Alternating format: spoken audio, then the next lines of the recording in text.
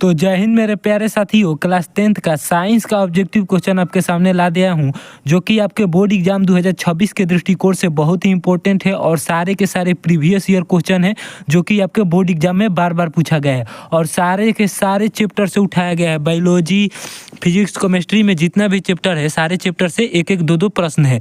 तो अंत में आप लोग जरूर बताइएगा कि आप लोगों का कितना प्रश्न सही हुआ है। पहला क्वेश्चन है हम लोगों का, प्रकाश की किरणों का पथ दर्शाने वाले चित्र को कहा जाता है। क्या कहा जाता है दोस्त? तो किरण आरेख कहा जाता है। क्या कहा जाता है? किरण आरेख कहा जाता है। तो ए का ए राइट आंसर हो जाएगा। क्या होगा? ए राइट आंसर हो जाएगा। और आगे आप लोगों से एक प्रश्न पूछूंगा, उसका आंसर आप लोगों को कमेंट बॉक्स में बताना है। तो वीडियो में अंत तक बने रहिएगा जरूर, और जो प्रश्न पूछूंगा उसका आंसर कमेंट में जरूर बताइएगा। अगला क्वेश्चन है 2 नंबर में, पूछ रहा है दोस्त हम लोगों से, साग सब्जियों को विघटित होकर कंपोस्ट बनाना किस अभिक्रिया का उदाहरण है। 2 नंबर में पूछ रहा है साग सब्जियों को विघटित होकर कंपोस्ट बनाना किस अभिक्रिया का उदाहरण है। तो ऊष्माक्षेपी अभिक्रिया का। किसका? ऊष्माक्षेपी अभिक्रिया का उदाहरण है। बी राइट आंसर हो जाएगा 2 का। अगला क्वेश्चन है हम लोगों का 3 नंबर में साथी पूछ रहा है, मनुष्य में वृक्क एक तंत्र का भाग है जो संबंधित है। किससे संबंधित है दोस्त? तो मनुष्य में वृक्क एक तंत्र का भाग है जो संबंधित है उत्सर्जन से। किससे संबंधित है? उत्सर्जन से। सी राइट आंसर हो जाएगा। और आप लोग कहाँ से वीडियो को देख रहे हैं, अपने जिला का नाम कमेंट में जरूर बताइएगा, जिससे पता चल सके कि वीडियो कहाँ तक पहुँचा है। अगला क्वेश्चन है हम लोगों का 4 नंबर में, पूछ रहा है कि नेत्र में किसी वस्तु का बना प्रतिबिंब कैसा होता है। इस क्वेश्चन का कहने का तात्पर्य है दोस्त कि मानव नेत्र में किसी वस्तु का प्रतिबिंब कैसा बनता है। तो मानव नेत्र में किसी वस्तु का प्रतिबिंब वास्तविक, उल्टा और छोटा बनता है। कैसा बनता है? वास्तविक, उल्टा और वस्तु से छोटा बनता है। तो सी राइट आंसर हो जाएगा। और अगला क्वेश्चन है हम लोगों का 5 नंबर में, पूछ रहा है कि मानव में डायलिसिस थैली है। मानव में डायलिसिस थैली क्या है दोस्त? तो मानव में डायलिसिस थैली नेफ्रॉन है। क्या है? नेफ्रॉन है। मानव में डायलिसिस थैली नेफ्रॉन है। ए राइट आंसर हो जाएगा 5 का। अगला क्वेश्चन है हम लोगों का 6 नंबर में, पूछ रहा है एक बिलियन किसी नीले लिटमस पत्र को लाल रंग में परिवर्तित कर देता है तो संभवतः बिलियन का पीएच मान होगा। तो उस बिलियन का पीएच मान क्या होगा दोस्त? तो उस बिलियन का पीएच मान हो जाएगा 7 से कम। 1 बिलियन किसी नीले लिटमस पात्र को लाल रंग में जब बदल देगा तो संभवतः बिलियन का पीएच मान 7 से कम होगा। क्या होगा? 7 से कम होगा। तो देख लीजिए कि इस क्वेश्चन ऑप्शन में कौन 7 से कम है, वही राइट आंसर हो जाएगा। तो 7 से कम 6 भी एक ऑप्शन है जो 7 से कम है, बाकी ये सब ऑप्शन दिया गया है तो ये गलत ऑप्शन है। तो इस तरह से आप लोगों का डी राइट आंसर हो जाएगा, 6 हो जाएगा। क्या हो जाएगा? 6। अगला क्वेश्चन है हम लोगों का 7 नंबर में, पूछ रहा है दोस्त विभवांतर का एसआई मात्रक क्या होता है। तो विभवांतर का एसआई मात्रक वोल्ट होता है। क्या होता है? वोल्ट होता है। एम्पीयर, विद्युत धारा का मात्रक एम्पियर होता है। विद्युत धारा का मात्रक क्या होता है? विद्युत धारा का मात्रक एम्पियर होता है। और वाट, शक्ति का मात्रक वाट होता है दोस्त। किसका मात्रक वाट होता है? शक्ति का मात्रक वाट होता है। और कार्य का जूल, कार्य का मात्रक क्या होता है? कार्य का मात्रक जूल होता है। तो देखिए यहाँ पर आप लोगों का कितना क्वेश्चन बन गया। एक क्वेश्चन से आप लोगों का 1, 2 और 3, और ये तो क्वेश्चन है, ये एक क्वेश्चन से 3 क्वेश्चन बन रहा है। तो इस तरह से आप लोग अच्छे से एनालिसिस करते रहिएगा। जो क्वेश्चन देखिए, जो क्वेश्चन आप लोगों को याद है, पहले से आप पढ़े हैं तो ठीक है, उसको आप चुपचाप देख लीजिए, याद कर वीडियो सिर्फ देख लीजिए। लेकिन आपको ऐसा कोई क्वेश्चन लगे कि नया है, आप लोग अभी तक नहीं पढ़े हैं, तो उस क्वेश्चन को प्रयास कीजिएगा कि अपने कॉपी में नोट जरूर कर लीजिएगा, क्योंकि जो क्वेश्चन आप लोग देखे नहीं है वहाँ पर बोर्ड एग्जाम में आपसे पूछ देगा, तो वो क्वेश्चन आप लोगों को वहाँ दिक्कत करेगा। क्योंकि आप लोग आप वहाँ पर क्या कीजिएगा, लहाइएगा कि ABCD में से कोई मार देते हैं जो टिक होगा, या खूब अच्छा थोड़ा स्टूडेंट होंगे तो आप क्वेश्चन को छाटिएगा। जैसे मान लीजिए यहाँ पर क्वेश्चन पूछ दिया कि शुद्ध सोना को व्यक्त किया जाता है, तो शुद्ध सोना को व्यक्त किस में किया जाता है? तो 12 तो होगा नहीं, 22 तो होगा नहीं, तो आप लोग क्या 20 तो होगा नहीं। तो इस तरह से आप काट काट कर मारिएगा तो क्या होगा? तो आपका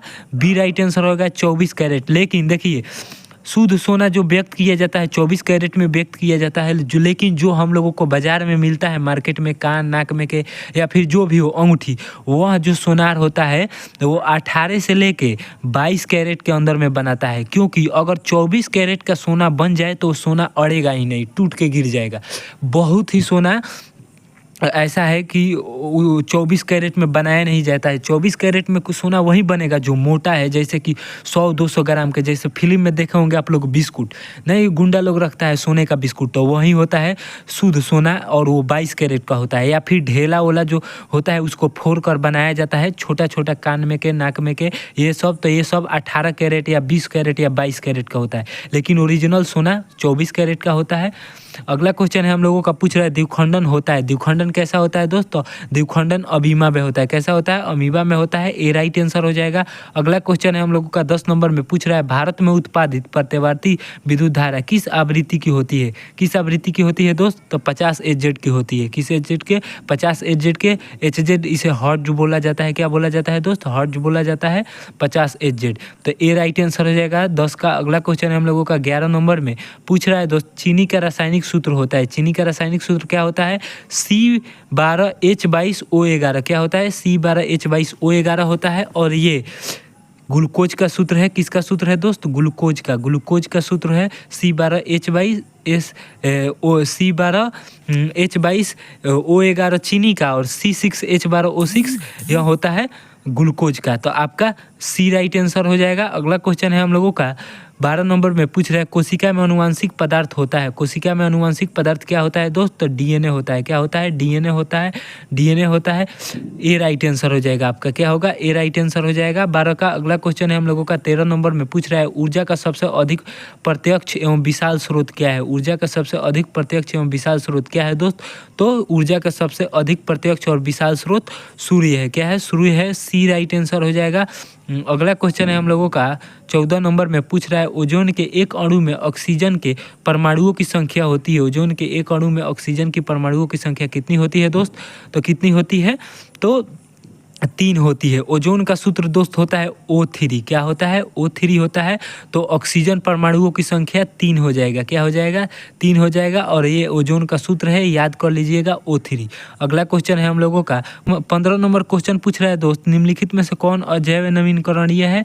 और क्वेश्चन थोड़ा टाइप मिस्टेक है दोस्त, नवीनकरणीय पूछ रहा है, तो यहाँ पर हो जाएगा कौन निम्न में से कौन अजैव नवीनकरणीय है? तो प्लास्टिक। प्लास्टिक है अजैव नवीनकरणीय। डी राइट आंसर हो जाएगा आपका। अगला क्वेश्चन है हम लोगों का 16 नंबर में, पूछ रहा है सेल के विद्युत वाहक बल का मात्रक क्या होता है? पूछ रहा है दोस्त कि सेल का विद्युत वाहक बल का मात्रक क्या होता है? तो वोल्ट होता है। क्या होता है? वोल्ट होता है।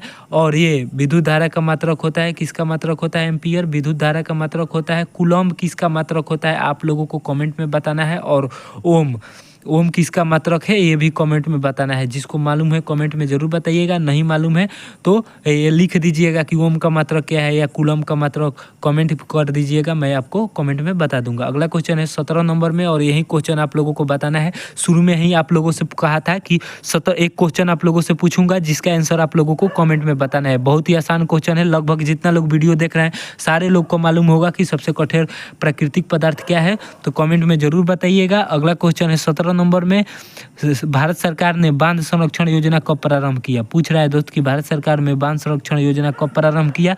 तो 1970 में। 1970 दोस्तों लगभग है, क्योंकि अगर एग्जैक्ट पूछेगा तो 1972 होगा। क्या होगा? 1972 होगा।